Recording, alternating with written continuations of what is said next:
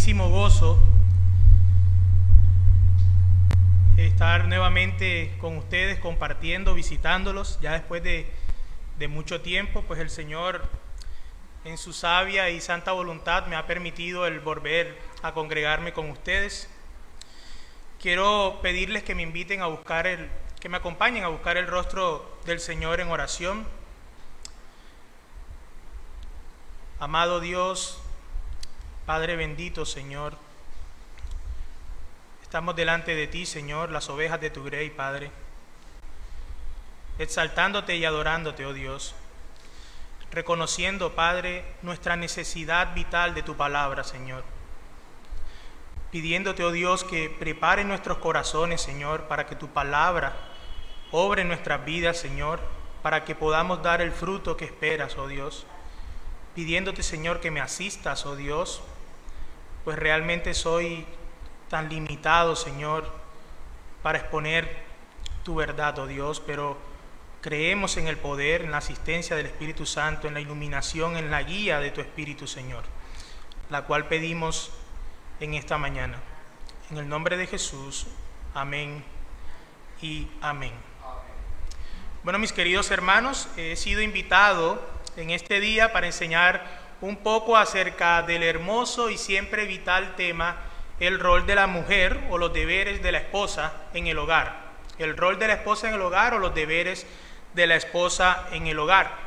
Y aunque este tema no debería ser complejo o controversial, tristemente se ha vuelto controversial.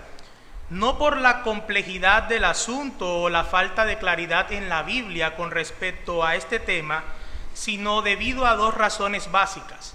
Por un lado, la incorrecta interpretación que le dan ciertas personas a la Escritura, y por otro lado, al veneno destilado por el feminismo, que ha impactado directamente no solamente en la sociedad, sino que ha llegado a la iglesia, a los púlpitos y por consiguiente a los hogares cristianos, cosa lamentable que no debería suceder, ya que la iglesia del Señor debe ser moldeada no por las filosofías o ideologías del mundo, sino por la siempre y bendita palabra del Señor.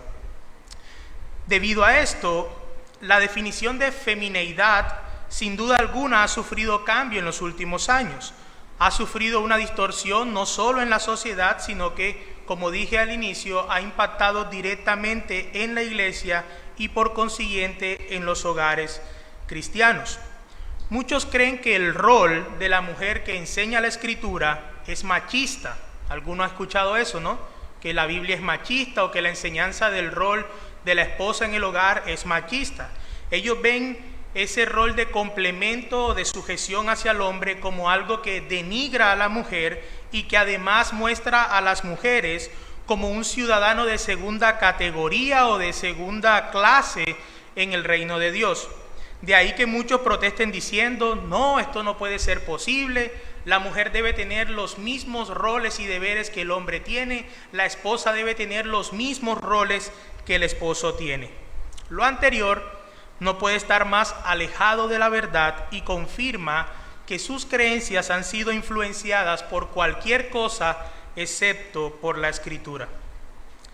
Quiero llevarlos a considerar dos textos ubicados en el libro de Génesis, y mi intención al comenzar aquí se debe a que mucho del debate sobre este tema radica en que olvidamos que nuestro Señor fue quien nos creó y que su creación tiene un diseño perfecto para que podamos lograr lo que Él quiere.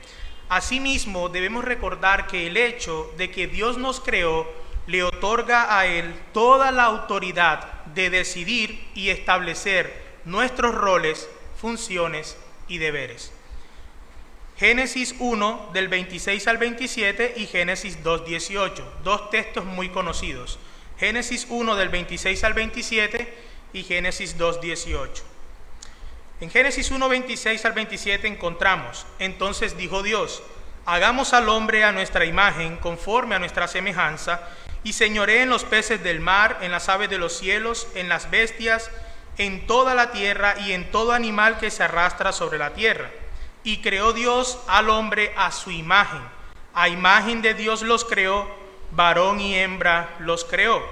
Génesis 2:18 dice: y dijo Jehová Dios, no es bueno que el hombre esté solo, le haré ayuda idónea para él. Lo primero que debemos tener en cuenta al desarrollar el tema acerca del rol o los deberes de la esposa en el hogar es que tanto el hombre como la mujer son iguales en dignidad ante Dios. Y este valor y dignidad del ser humano se deriva en que ambos son imagen y semejanza del Creador. No fue solo Adán el que era imagen y semejanza de Dios, Eva también lo era. Hombre y mujer, ambos son imagen y semejanza del Creador. No obstante, tanto el hombre como la mujer son diferentes y tienen distintos roles que el Creador les ha otorgado. Son iguales en dignidad, ambos son imagen y semejanza del Señor, pero son distintos y diferentes en los roles que el Creador le ha dado a cada uno. Todo esto con el fin de que puedan complementarse mutuamente y así glorificar al Creador. Tanto el hombre como la mujer son seres humanos, son seres inteligentes, poseen raciocinio, autoconciencia, son seres volitivos, es decir, tienen voluntad tanto hombre como mujer, y ninguno es superior al otro con respecto a estos aspectos.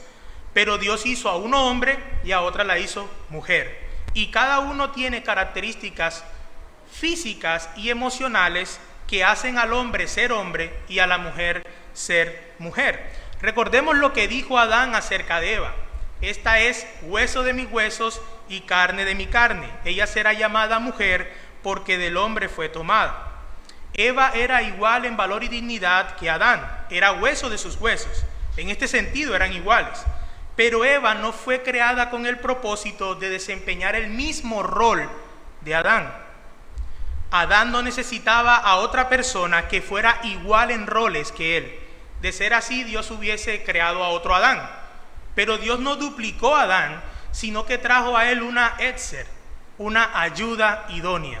Él no creó otro Adán, él creó una ayuda idónea a Eva. El rol de Eva no era ser igual a Adán, sino ser el complemento de Adán y así, juntos, ser más fructíferos y glorificar a Dios. Y así como en la creación, la mujer debe actuar como mujer y el hombre debe actuar y desenvolverse como hombre en todas las esferas, en los hogares, en la familia, en la sociedad y en la iglesia. Habiendo dejado esto claro, pasemos entonces a considerar algunos deberes de las esposas en el hogar. En primer lugar, la esposa debe considerar a su esposo como su cabeza y por lo tanto debe respetarlo. La esposa debe considerar a su esposo como su cabeza y por lo tanto debe respetarlo. Leeré por causa del tiempo los textos de ahora en adelante, yo los leeré para ustedes. 1 Corintios 11:3 dice: pero quiero que sepáis que Cristo es la cabeza de todo varón y el varón es cabeza de la mujer y Dios la cabeza de Cristo. El varón es cabeza de la mujer. En Efesios 5:33 encontramos: por lo demás, cada uno de vosotros ame también a su mujer como a sí mismo y la mujer respete a su marido. Dos mandatos, no es opcional, son imperativos, ¿sí? Debes respetarlo. El hombre debe amar a la mujer, sí, pero indistintamente la mujer debe respetar a su marido y debe considerarlo a él como cabeza. ¿Por qué? Porque la Escritura lo dice. Entonces, el principal deber que tiene la esposa es considerar a su esposo como su cabeza y respetarlo. Esto es determinante en cuanto al cumplimiento del rol y los deberes de la esposa. Si tú no consideras, mi querida hermana, a tu esposo como cabeza o no tienes respeto por él, no importa cuánto te esfuerces o cuánto lo intentes, jamás serás una buena esposa. Si tú no consideras a tu esposo como cabeza y no lo respetas, jamás serás una buena esposa. La base para que puedas glorificar a Dios como una esposa que cumple con su deber es empezar considerando a tu esposo como tu cabeza y darle el respeto que el Señor ordena. Dios en su sabia y santa voluntad decidió crear primero al hombre, luego a la mujer. La mujer fue hecha del hombre, es ella quien procede del varón. Una vez más, no fue Adán quien ordenó esto, no fue Adán quien decidió esto, fue Dios quien lo estableció así. Adán no inventó este orden, fue Dios quien diseñó este orden. A él le plació, en su santa y justa voluntad, crear primero al hombre y luego a la mujer. La mujer, por lo tanto, debe respetar a su marido, honrándolo, dándole el valor que merece. Y esto no depende de si su marido posee virtudes físicas o intelectuales las cuales sean dignas de admirar, sino que la mujer debe atesorar a su marido y reconocer su valor, dado que su marido es la imagen y gloria de su Creador, según 1 Corintios 11:7, y porque Dios lo ha nominado a él cabeza de ella. Eso es suficiente para que la mujer honre, respete y considere a su esposo como su cabeza. En segundo lugar, la mujer debe estar sujeta a su propio marido. No solo debe considerarlo como cabeza y respetarlo, sino que por consiguiente debe estar sujeta a su marido.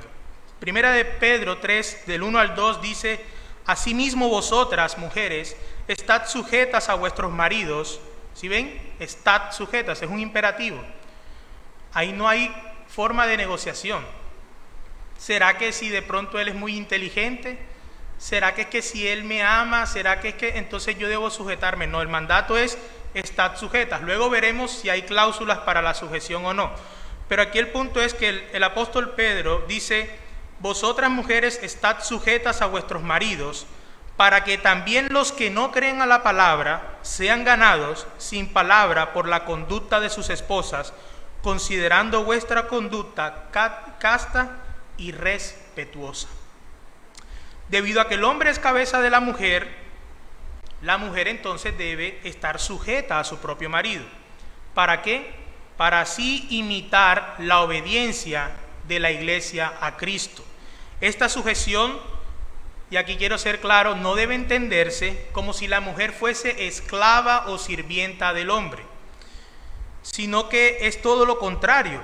Debe entenderse desde el punto de vista en que ella está para ser ayuda idónea del esposo, y que en amor la mujer obedece al marido como su cabeza. Esto es muy distinto porque también hay distorsiones con respecto a esto. Muchos de que hablan de que la mujer debe someterse o sujetarse al marido, lo ven como una tiranía, donde el hombre es un tirano, un autoritario, que tiene a la mujer como si fuera su esclava. Así como es de antibíblico el igualar en roles a la mujer y al hombre, es antibíblico el que el hombre pisotea a la mujer. Ambas enseñanzas son contrarias a la Escritura. Es un rol de complemento. La mujer está para ser ayuda idónea. Ahora bien, esta obediencia de la mujer hacia el hombre, hacia su esposo, no puede ni debe ser en ningún momento absoluta o ciega. ¿Por qué? Porque la mujer primeramente está sujeta a Dios antes que a su marido. Esposas, ustedes están sujetas a sus esposos, sí, porque la Biblia lo ordena, pero primeramente están sujetas a Dios antes que a su esposo. Recordemos que la obediencia a este mandato no es producto del esposo, sino que se deriva del carácter de Dios, quien señala lo que es bueno, agradable, santo y justo.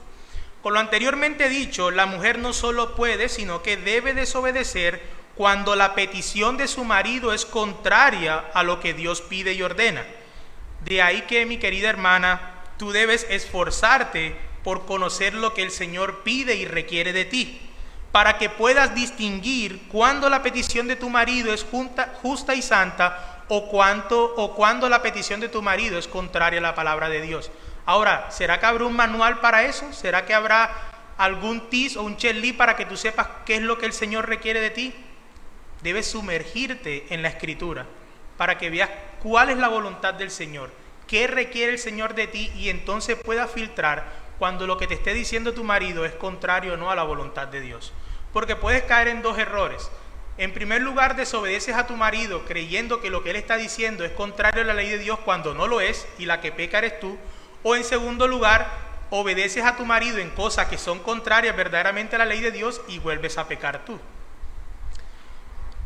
Entonces, algo muy importante a resaltar también: puede que obedezcas a tu esposo de manera externa, ¿sí?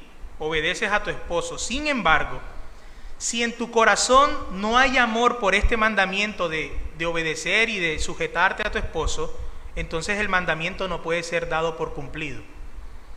Sin amor el mandamiento no puede ser dado por cumplido. Por lo tanto, tú no estarías sujetándote a tu esposo realmente. Debes amarlo a él y debes en amor obedecer a tu esposo para que entonces estés cumpliendo con este mandato divino.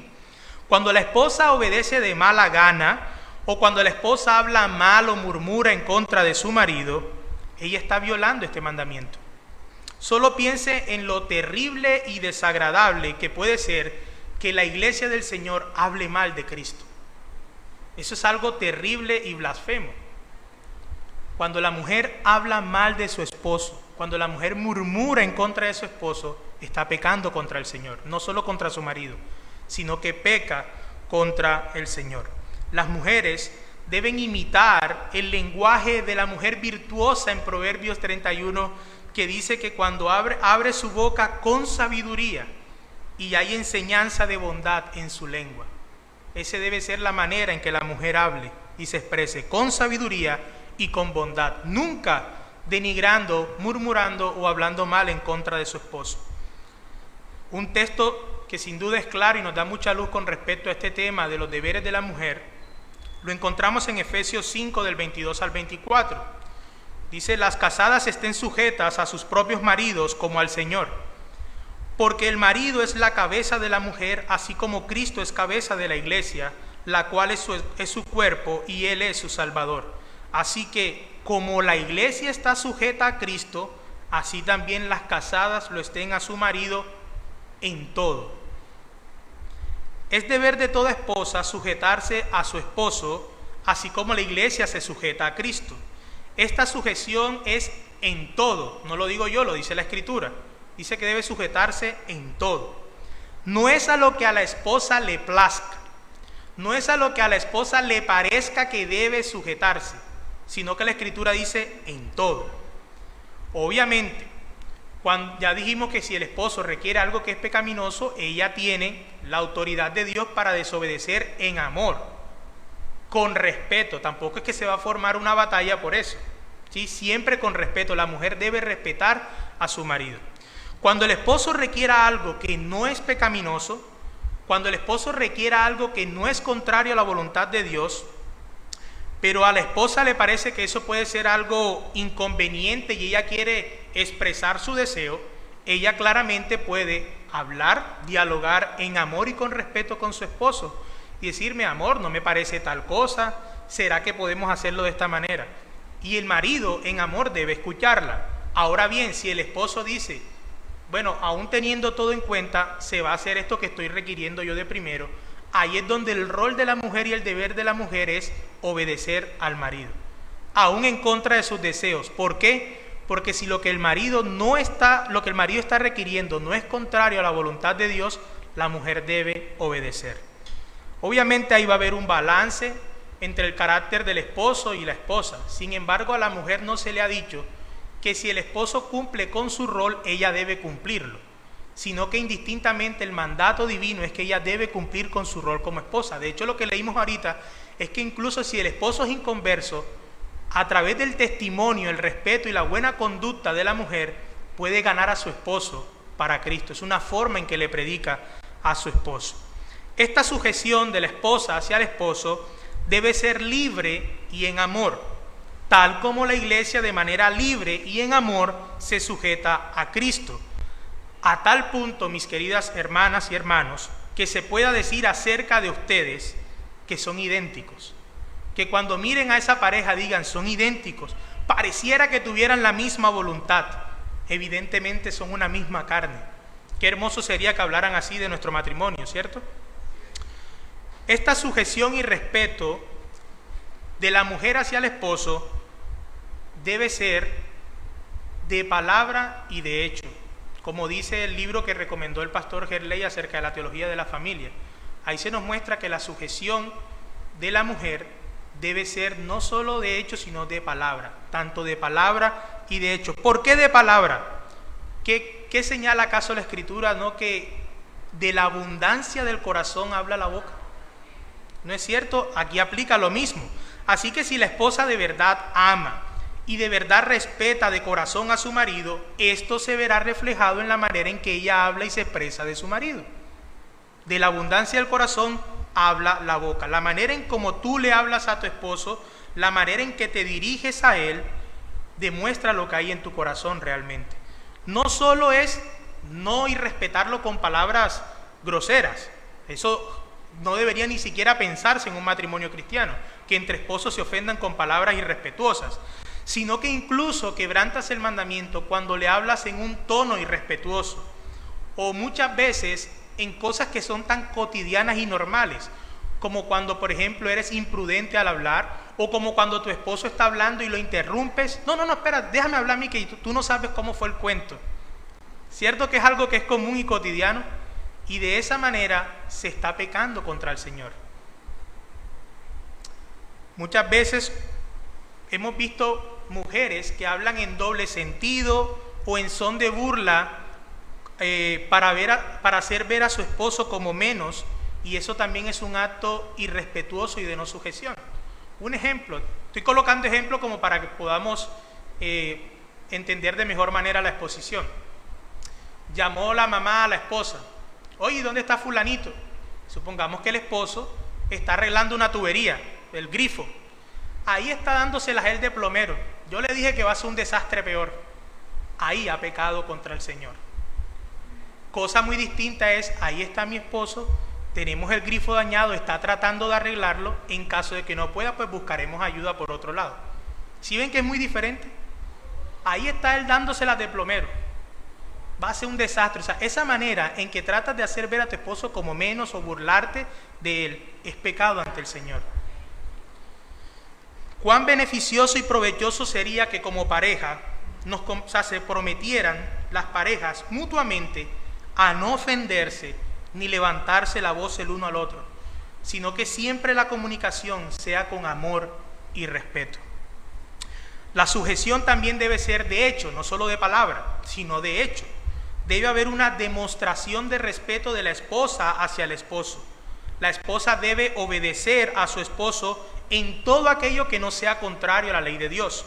Ella debe, en palabra y en acto, obedecer a su esposo. Si su esposo le pide algo contrario a Dios, como mentir o no ores, no leas la Biblia, no vayas a la iglesia, etc., la mujer entonces sí, de manera respetuosa, desobedece, ya que, como dice la Escritura, es mejor obedecer a Dios antes que a los hombres. Entonces, si ven que el tema de la sujeción tampoco es como muchos las pintan, como una tiranía, sino que se desenvuelve en un pacto y contexto de amor, en donde el amor del esposo fluye hacia su esposa y el amor de la esposa fluye hacia su esposo. De esa manera se debe entender la obediencia y la sujeción. En tercer lugar, la esposa debe ser ayuda en el ejercicio de la piedad. Ya hemos dicho que la esposa debe considerar a su esposo como cabeza, debe sujetarse y debe respetarlo, ¿cierto? También la esposa debe ser ayuda en el ejercicio de la piedad. La ayuda de una esposa entendida en el hogar es indispensable. Nosotros, los esposos, somos pecadores redimidos por gracia, que pecamos, fallamos y nos equivocamos a diario. Por eso es que las esposas deben ayudar a que el matrimonio se ejercite en la piedad. Usted debe tener claro, mi querida hermana, que su esposo, al igual que usted, es un pecador redimido por gracia. ¿Sabe cuántas veces pecamos, nos equivocamos y fallamos? A diario, constantemente. Ambos necesitamos de la gracia. Por lo tanto, debes ayudar a tu esposo a que el matrimonio se edifique y se desenvuelva, se ejercite dentro de la piedad. Como por ejemplo, las esposas deben procurar siempre que en su matrimonio reine la paz. Tristemente, muchos matrimonios parecen una batalla campal. Eso es pecado contra el Señor. En el matrimonio la mujer debe esforzarse porque siempre haya paz en el hogar, siempre estar en paz con su marido. En caso de que exista una ofensa o fallas por parte del esposo hacia la esposa debe recordar que, al igual que ella, ambos son pecadores y ambos necesitan ser perdonados.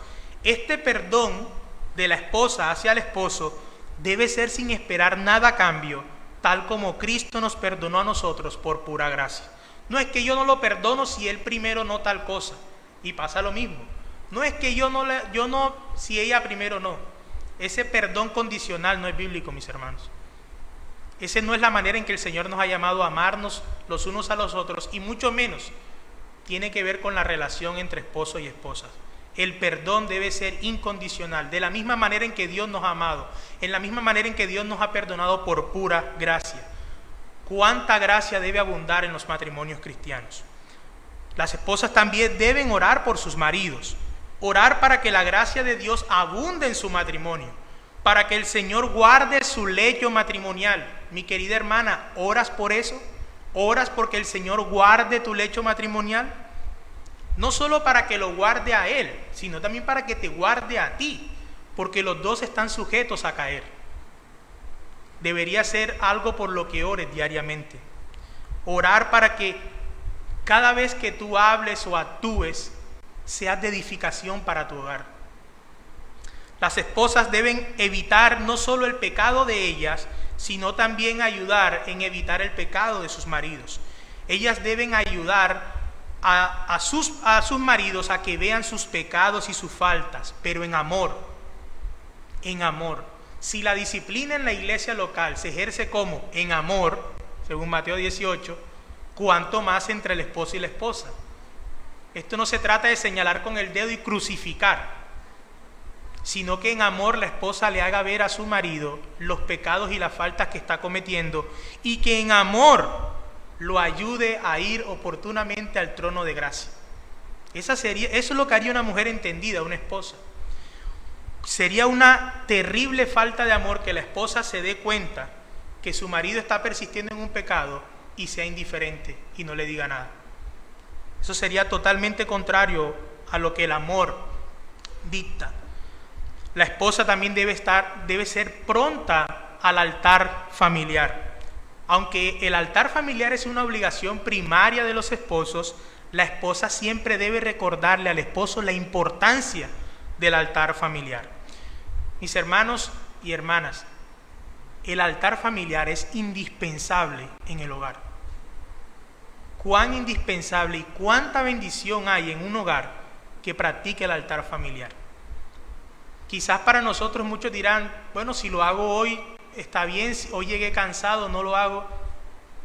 Y muchos cristianos incluso no practican el altar familiar. Miren, en la época de los puritanos, una de las maneras en las que ellos sabían si un hogar era cristiano o no era si tenían altar familiar. Para los puritanos, si una familia no practicaba el altar familiar, no era cristiano, porque en la iglesia, decían ellos, cualquiera se puede comportar como un santo, pero en la casa es donde realmente se ve el diablo que son. Y el altar familiar es indispensable para un hogar. Entonces mi invitación es que si no lo estás haciendo en tu casa, esfuérzate. Esposos, esto es prioridad de nosotros, es nuestra obligación, pero las esposas deben ayudar. Por mucho que el marido esté cansado, apoyarlo. Mi amor, vamos a hacerlo.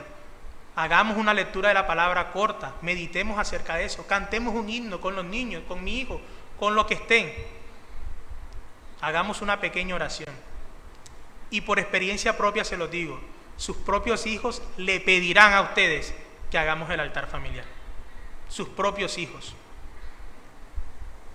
La esposa debe animar constantemente a su esposo y recordarle que no está solo en esta tarea, sino que ella está allí para ayudarlo en todo. Cuando veas a tu esposo cansado, muchas aflicciones, muchos problemas puede cargar tu esposo encima, y no es caerle encima a tu esposo tú también, sino que tú debes ser, como decían los puritanos, esa ciudad de refugio en la cual tu esposo pueda refugiarse. Pero muchas veces termina siendo una catapulta que termina de hundir a su esposo. Tomarle la mano y recordarle, mi amor, ya no somos dos, somos una sola carne. Cuentas conmigo. Recordarle las promesas del Señor en su palabra. ¿Cuánto necesitamos nosotros los esposos que nuestras esposas hagan eso? Parecen cosas pequeñas, pero que son vitales en el matrimonio. La esposa debe amar tanto a su esposo al punto de que ella esté persuadida que no hay otro hombre mejor que él. La esposa debe amar tanto a su esposa que esté convencida de que no hay compañero mejor para ella debajo del sol que su esposo. Así como una madre piadosa jamás cambiaría a su hijo por el hijo del vecino, aunque el hijo del vecino esté mejor dotado o sea más brillante o tenga mejor cualidades, ella nunca cambiaría a su hijo por el del vecino. De igual manera, mi querida hermana, jamás deberías cambiar a tu esposo, ni siquiera pensarlo, por otro que sea más dotado o que sea más brillante que él, sino que debes amarlo a tal punto de que para ti, tu esposo, es el mejor hombre y compañero que puedes tener en esta vida. De esa manera debes amarlo. Ese hombre que Dios ha puesto a tu lado, con todos sus defectos, ese hombre que Dios ha puesto a tu lado, debe ser para ti tu único amado, tu único amado. Recordemos que el matrimonio es un amor espiritual, por lo tanto, que el amor matrimonial es un amor espiritual, por lo tanto, debe ser fundamentado y centrado en Cristo. Debemos usar los medios de gracia. Ambos deben adorar a Dios juntos, no solo en la iglesia, sino en el hogar también. Participar de las ordenanzas, estar juntos en todo. La esposa también debe ayudar a su esposo en el servicio al reino de Dios. Como esposas, deben participar activamente en el reino de Dios. Ellas deben apoyar a sus esposos en la obra del Señor. Cuando la esposa entiende el rol al que Dios la ha llamado, entonces ella es la ayuda perfecta y la ayuda idónea para su esposo en el servicio a Cristo. No una carga o un problema para que el esposo participe en la iglesia local y el reino de Dios. Recuerden Priscila y Aquila. Dice que ellos expusieron más exactamente el camino de Dios. Claramente esto puede ser posible si tú estás llena de la palabra, si tú conoces. De ahí la importancia de que estudies la palabra del Señor. ¿Puede la mujer estudiar teología? Por supuesto que sí. ¿Con qué fin? Con que el rol del complementarianismo se ha llevado a cabo, que tú seas la ayuda y el complemento a tu esposo. La muestra es Aquila y Priscila, ambos esposos instruyendo a Apolos. Pero nosotros vemos en la Escritura incluso que mujeres piadosas colocaron a disposición hasta sus casas con el fin de que el reino de Dios siguiera creciendo. Tenemos a la casa de María, donde muchos estaban reunidos orando, la casa de Lidia, la vendedora de púrpura, que después de haber creído y bautizado con toda su familia, rogaba para que entrasen en la casa de ella. Tenemos el saludo que Pablo envía a Ninfa, en donde en la casa de Ninfa había una iglesia, y en la casa de Aquila y Priscila también había una iglesia local. Febe. Entonces, ¿qué ocurre? Que muchas veces dice la mujer: aquí en la casa tú no vas a meter ese poco de gente. Aquí tú no vas a venir a traer a los hermanos a hacer no, me van a empuercar la casa, me van a empuercar la sala. O si ellos vienen, yo me meto en el cuarto y cuidado, me vas a sacar tú de allá. Pecado, mis hermanas. Eso es pecaminoso. Debes junto a tu esposo participar en el reino de Dios. No debe ser tropiezo para el reino de Dios. Por último, de manera rápida, quiero hablarles un poco acerca de cómo los puritanos veían el matrimonio. Porque la manera en que ¿por qué hablo tanto de los puritanos? Porque como bautistas venimos de ellos. Nosotros hemos heredado una herencia de nuestros padres puritanos.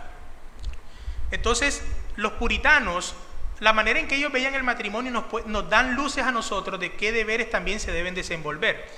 Los puritanos concordaban con los reformadores que el matrimonio tiene 3 propósitos básicos. En primer lugar, para ellos el matrimonio era para proveer compañerismo y ayuda mutua. Ellos veían que Dios dijo: no es bueno que el hombre esté solo, y es la razón por la cual Él crea a Eva. Entonces, para ellos el principal motivo del matrimonio era para compañerismo, para ayuda idónea. Decían los puritanos que era como si la vida del hombre sería miserable, aburrida y desagradable si el Señor no le hubiese dado una mujer para acompañarlos. Cosa muy distinta es de pronto si hay algún hermano que no ha conseguido pareja o que no consiguió pareja en toda su vida, pues el Señor dará la gracia abundante para apoyarlo y confortarlo a él. Su gracia es suficiente. Pero en el rol natural, cuando el Señor da el tema, la institución del matrimonio en Génesis, es para ser ayuda, para ser compañera de Adán. En segundo lugar, los puritanos veían como propósito del matrimonio la procreación de hijos. Y esto es muy importante. Hoy día vemos que muchas personas se casan y dicen, nosotros no vamos a tener hijos, vamos a tener 3 perros, pero hijos no. ¿Cierto que es muy común eso? Bueno, la Escritura enseña, y los puritanos también veían, y los reformadores concordaron en esto, que una de las razones por las cuales te unes al matrimonio es para procrear. Ese es el propósito, para tener hijos. El Señor dijo, fructificad, en contra de la mentira del diablo, de que es que estamos muy sobrepoblados y no debemos tener hijos. La Escritura nos manda a procrear. ¿Por qué? ¿Por qué nos manda a procrear? No solo para que el mundo sea aumentado, decían los puritanos, sino para que el mundo tenga una prole y unas familias santas y legítimas, que vendrían a ser como los seminarios del mundo, o sea, de las ciudades, esas familias santas que serían luz en medio de un mundo en tinieblas. La razón por la cual debes tener hijos no solo es para procrear, sino para, si tienes hijos debes hacerlo de esta manera, y si aún no tienes debes ir preparándote, porque como madre, como esposa y madre, debes criar hijos en obediencia y sujeción al Señor. Hijos que sean luz donde vayan, hijos que sean un reflejo del amor de su padre y su madre. Esa es la razón. A través de esta procreación, la iglesia no solo es preservada, sino que la iglesia sigue creciendo, sigue propagándose. Por eso uno de los propósitos del matrimonio es tener hijos. Y ellos, en tercer lugar, veían que el tercer propósito del matrimonio era que los hombres y mujeres debían ser vasos en santidad y honra, evitando la fornicación. Tema muy importante que a veces no se toca. Pero decían los puritanos que el matrimonio es como un abrigo para aquellos que están en peligro de su salvación por la fuerza de las tentaciones de la lascivia. El matrimonio es la mejor y la más santificada solución para la tentación de la fornicación.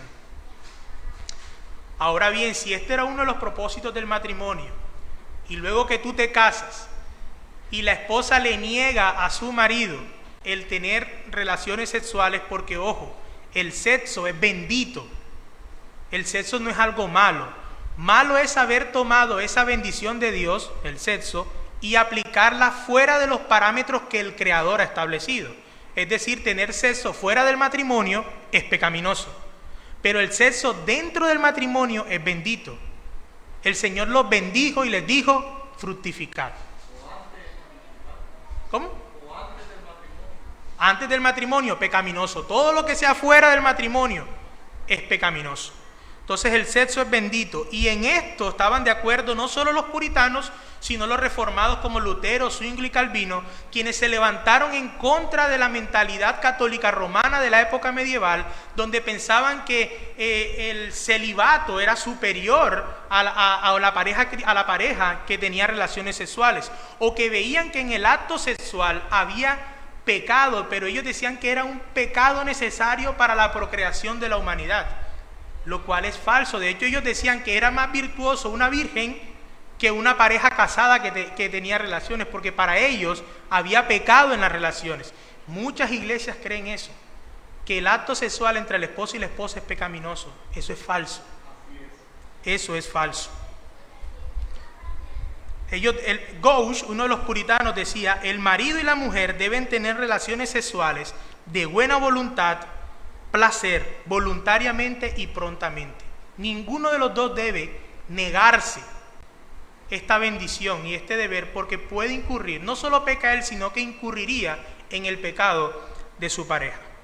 Mi querida hermana, solo cuando estos deberes que hemos hablado hoy sean una realidad en tu vida, entonces podrás decir que realmente amas a tu esposo.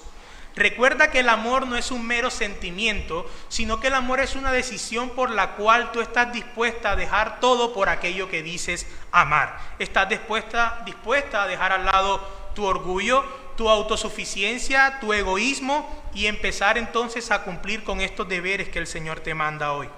Cuando hagas esto, entonces podrás decir: realmente amo a mi esposo. La Escritura dice que las mujeres deben aprender a amar a sus maridos. Debes aprender a amar a tu marido.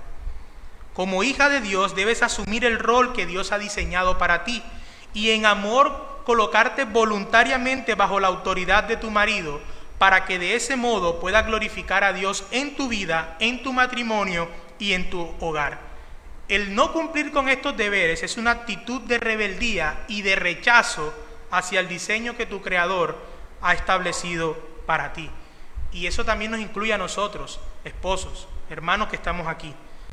Nosotros no hemos sido llamados a obligar a someter a nuestras esposas. Nosotros hemos sido llamados a amarlas como Cristo amó a la iglesia. Independientemente si ella está luchando con la sujeción, debes amarla como Cristo amó a la iglesia. Y las esposas entonces, en amor, miren, cuando el esposo ama a su esposa, obviamente ese como Cristo amó a la iglesia es un ideal que nunca alcanzaremos, pero no es excusa para dejarlo de perseguir, sino que por cuanto es imposible alcanzarlo, debo esforzarme cada día más por tratar. Cuando el esposo ame a su esposa de esa manera, créanme que va a endulzar a la esposa para que los deberes ella los pueda hacer en amor. Esto es algo mutuo. En conclusión, esto no se trata de asuntos culturales. Esto no quiere decir que Pablo era un machista. Tal afirmación sería una ignorancia profunda en cuanto a la inspiración de las Sagradas Escrituras. Tampoco es consecuencia de la caída, como muchos afirman, que eso fue un castigo por la caída y entonces como Cristo nos vino a redimir de los efectos de la caída, entonces la mujer ya no debe sujetarse al esposo, sino que este siempre fue el diseño original de Dios, en el cual Él diseñó un esquema de autoridad y somos llamados a glorificarlo por medio de nuestro amor y obediencia. Cada vez que vayas a desobedecer a tu marido, recuerda lo que ocurrió en el Edén. En Génesis 3, que es el capítulo más triste de la Escritura para algunos, o uno de los más tristes, que es donde se da la caída, lo que ocurrió fue que los roles de los esposos se invirtieron. Eso fue lo que ocurrió en Génesis 3. Eva tomó el rol de cabeza y Adán tomó el rol de sujeción. Y es tan terrible que hasta el día de hoy estamos viviendo y sufriendo los efectos de cuando se invirtieron los roles. Así de terrible y delicado es este tema. Mis queridas hermanas, de ustedes depende si su hogar es edificado sobre la arena o sobre la roca. Su obediencia o desobediencia a estos mandatos divinos traerá bendición o maldición a sus hogares. Así de delicado es esto. No renuncies a tu femineidad. Yo te ruego por el amor de Cristo que renuncies más bien a todo pensamiento producto de la ideología feminista y que por el bien de tu alma te sumerjas en la bendita palabra de Dios y encuentres en ella la gloria y virtud que hay en que cumplas el diseño, el rol que Dios ha dado para ti. Asume de manera responsable tu hermoso y supremo llamamiento de ser una esposa para la gloria de Dios. Que el Señor bendiga su palabra. Vamos a orar. Amado Señor, una vez más estamos delante de ti, Padre, reconociendo, Señor, que estamos lejos, Padre, de ser lo que tú quieres que seamos en nuestros hogares, Señor. Pecamos y fallamos a diario como esposos, como esposas, como padres, madres, incluso como hijos, Señor. Pero tenemos a Cristo, Señor. Lo tenemos a Él, Padre. Y es por Él, Señor, por sus méritos, que te pedimos que nos perdones, Señor. Y que nos recuerdes esto a diario, Señor, que nos des una voluntad, Padre, que corra, Señor, a cumplir con esto, Señor. Que temblemos, Señor. Que temamos cada vez, Señor, que queramos quebrantar alguno de los roles, Señor, y los deberes que tú nos has dado a nosotros. Ayúdanos a seguir siendo esposos, Padre, entendidos, esposos que te glorifican a ti. Ayuda a mis queridas hermanas, Padre, a cumplir con sus deberes, a asumir este rol de manera alegre, gozosa, Señor, y que vean en ellas, en este rol y en estos deberes, la verdadera libertad que hay en ti, Señor. Ayúdanos, Señor, a ser fieles, a amarte con más pureza y con más piedad. Te lo pedimos en el nombre de nuestro Señor Jesucristo. Amén y amén. ¿Tienen alguna pregunta o aporte o duda?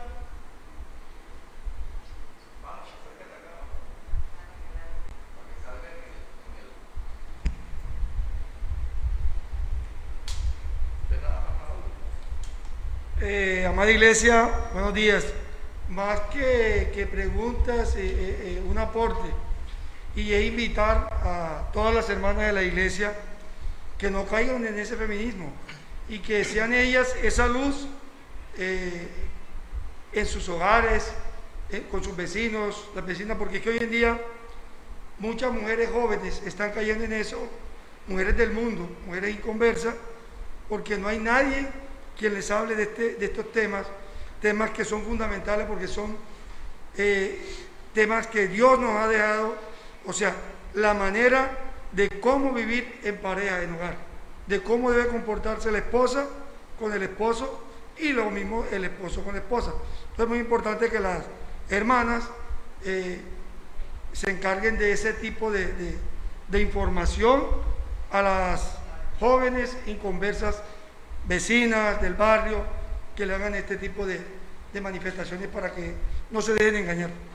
Gracias, mi hermano. De hecho, la Escritura dice que las mujeres maduras, las mujeres que tienen más conocimientos, enseñen a las más jóvenes a ser castas, cuidadosas, a que amen a sus maridos. Entonces, mis hermanas, ustedes deben esforzarse, no solo porque ustedes cumplan este rol y estos deberes, sino por ayudar a los matrimonios más jóvenes en la iglesia e incluso a los que no son cristianos a que entiendan realmente cuál ha sido el diseño de Dios para el hogar y de esa manera poder ser luz y ser un medio por el cual el Señor pueda atraer a su iglesia a demás matrimonios. Estamos en crisis matrimonial en el mundo. El índice de divorcio, mis hermanos, está rebosado y añadémosle a eso que hoy en día la gente no se quiere casar. Ellos no quieren casarse. Entonces así de terrible está la situación en el mundo y debemos ser luz y una voz que clama en el desierto. Hermano Livaki, tengo una inquietud. Es que mira, es que entre veces yo tengo una inquietud porque he visto pareja cristiana que entre veces el esposo o la esposa se pone a orar la esposa sola y el esposo no la acompaña. Y también hay otra pregunta también, que entre veces suponiendo en nosotros los cristianos, que entre veces no tenemos, suponiendo entre veces hay suponiendo cristianos que somos, que no son, que no demuestran el verdadero cristianismo. Entonces, esas son mis dos preguntas. Ok, gracias, mi hermano. Bueno, en primer lugar, con respecto a esposas y esposos que oran solos y por aparte, dos cosas. En primer lugar, recuerden que yo les hablé del altar familiar. Los esposos, tengan o no tengan hijos, deben orar juntos. Ese es un deber mutuo. En el matrimonio hay deberes mutuos, deberes de los esposos y deberes de las esposas. Tenemos estos tres tipos de deberes. Deberes mutuos, deberes que le competen a los esposos y deberes que le competen a las esposas. Un deber mutuo es que ellos deben orar juntos, confesar sus pecados juntos. Ya no son dos, son uno. Esas cosas deben tenerlas en común. Entonces el altar familiar es el escenario perfecto, es la ayuda que Dios nos ha dado para que podamos cumplir con ese deber de orar juntos. Ahora bien, ¿puede la esposa orar sola y el esposo orar solo? Claro, nosotros podemos tener momentos apartados de oración. Cada quien debe tener una oración personal e íntima con Dios. Sin embargo, entre esposos no puede faltar la oración conjunta. Sí, la esposa durante el día, cuando su esposo no esté, lo ideal es que ella esté orando y meditando con el Señor. Y ore no solo por ella, sino por su esposo. Y nosotros los esposos también, cuando no estamos en nuestros hogares o cuando entramos a esos momentos de soledad con Dios, donde estamos solamente nosotros, debemos orar no solo por nosotros, sino por nuestras esposas. Pero nunca debe faltar la oración mutua entre esposos en el hogar. Ese es un deber. ¿Estás llamada a orar tú al Señor? Sí. ¿Estás llamado el esposo a orarle al Señor? Sí. Pero ¿están llamados los dos a orar juntos al Señor? Sí. Por donde lo mires, el deber es orar juntos como esposos y también orar de manera personal. Y la otra pregunta que decías, que nosotros muchas veces como cristianos no mostramos el verdadero cristianismo, somos un falso testimonio. Eso es una realidad y por eso necesitamos la ayuda, la gracia de Dios, porque eso hace parte de nuestro pecado. Y gloria a Dios de que aquí el pastor Gerley ha traído estas enseñanzas de hogares en Cristo, porque esta es la manera en que el Señor nos habla y nos corrige y nos exhorta.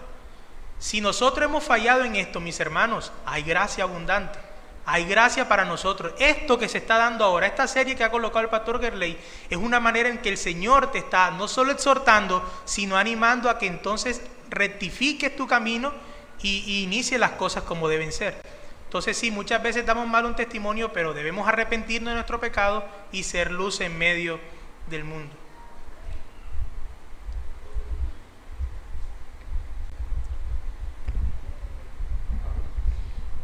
Buenos días, amada iglesia. Más que todo es un aporte y un aporte aplicativo, porque la Escritura nos enseña que el esposo es la cabeza de su esposa, pero muchas veces nos imaginamos y hacemos la figura de esa cabeza sola, pero la cabeza vemos en el cuerpo que no está sola. Correcto. Y podríamos decir, por poner un lugar en el cual colocar a la mujer, que la mujer debe actuar como el cuello, el cual sostiene a la cabeza, el cual ayuda a que la cabeza siempre esté erguida y esté dispuesta a actuar de la manera correcta. Y es el cuello el lugar más importante de la cabeza. De igual manera, la esposa es lo más importante para el esposo, puesto que es su ayuda idónea, es la que en toma de decisiones y en cualquier tipo de trabajo o cualquier tipo de actividad, siempre la esposa debe estar apoyando a su esposo o corrigiendo a su esposo, pero no de manera violenta o de manera grosera, sino en el amor a Cristo, como muy bien lo estuviste enseñando. Creo que es una manera de mirarlo de pronto lógica, decir, la mujer viene siendo el cuello de esa cabeza que está formando el hogar. Una muy buena ilustración. Sí, bueno, a 10 minutos de receso, mis hermanos.